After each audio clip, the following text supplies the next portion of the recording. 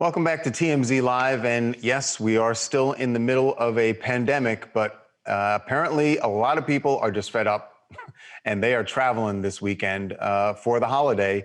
About 6 million Americans plan not only to travel, we know a lot of people have been traveling, they've been doing road trips, but 6 million people planning to fly over Labor Day weekend. And the big decision they have is once they fly where they're going, where are they going to stay? Do you stay in a hotel? Do you choose an Airbnb?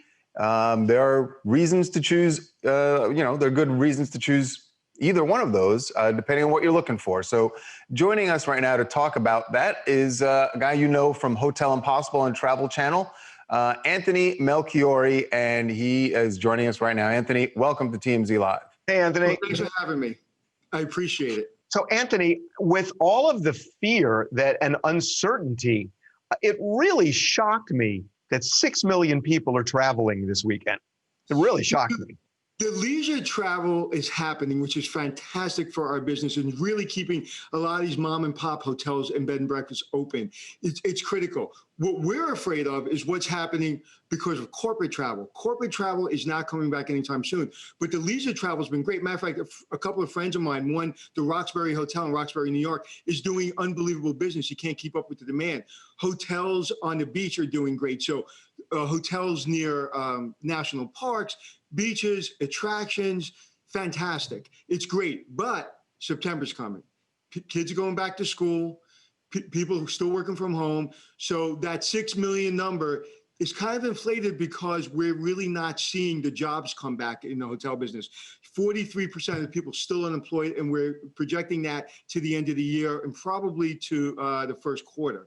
So it looks good. It's great that everybody's traveling, but corporate travel and convention business has to come back for the industry to really come back. And that's really, really critical. So Anthony, I know a lot of people, you said they're not, because you don't have corporate travel. And so hotels are still struggling, but I know a lot of people are also choosing to go to Airbnbs instead. And I think the logic is there's just lower traffic there. So there's a less exposure.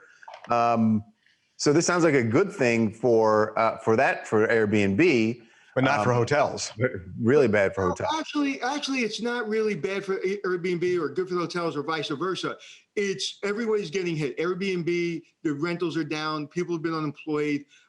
So it's hotels and Airbnb are seeing the same kind of percentage there. So when you see an area, let's just say, Myrtle Beach. When you see that area doing well in hotels, they're doing well in Airbnb. So people aren't discounting hotels at all.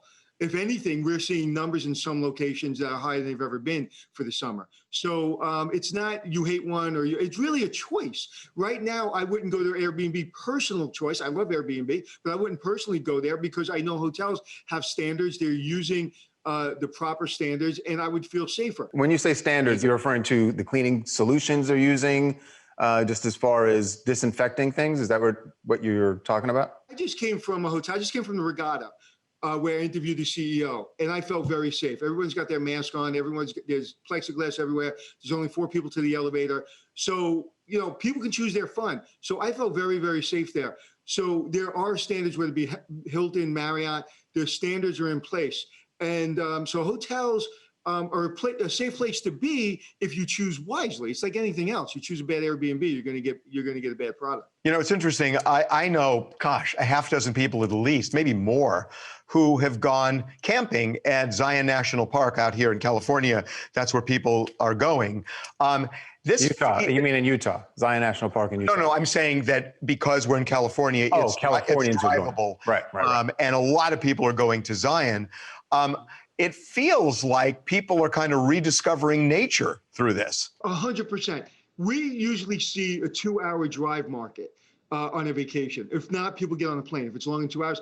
This summer, we're seeing 7 to 8 hours. People are getting in the car and going to say 7 to 8 hours. So in some ways, this pandemic is really helping a big part of our business, whether it be Airbnb, whether it be the hotels, whether it be the outdoor corridor hotels, that brands we're kind of getting away from. So if you can go to an outdoor corridor hotel like my friend John has out in Wildwood, he's doing business that he hasn't seen before. It's amazing. Outdoor corridor hotel, it's right near the beach. It's clean. It's simple to come in and out. But the cities, New York, LA, you're seeing business down dramatically. So it's good. It's great to see people are moving, but we have a long way to go in the hospitality industry. Yeah, it is going to be a long road back for the industry. And Anthony, we know that you talk about this a lot on your podcast, Checking In with Anthony and Glenn. Well, I appreciate you saying that. Yeah, we do a live podcast on LinkedIn Live every day where we are interviewing the CEOs of major brands,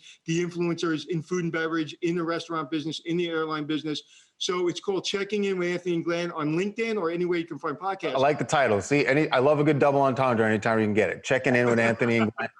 Okay, Anthony. Thanks so much Anthony, for the time. Thanks so much. Thank you. It was a pleasure.